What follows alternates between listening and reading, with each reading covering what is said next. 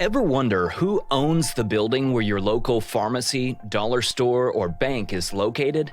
Most often, it's actually individual real estate investors, and the pharmacy, dollar store, or bank is the tenant. Usually, these properties come with a long-term commercial lease agreement known as a net lease.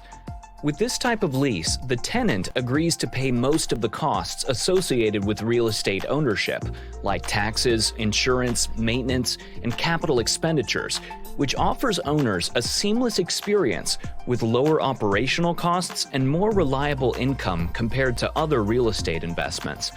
Additionally, these leases often include a corporate or franchise guarantee from big, well-known brands, nationally recognized companies with the highest corporate credit ratings, and long 5 to 30-year terms with built-in rent increases.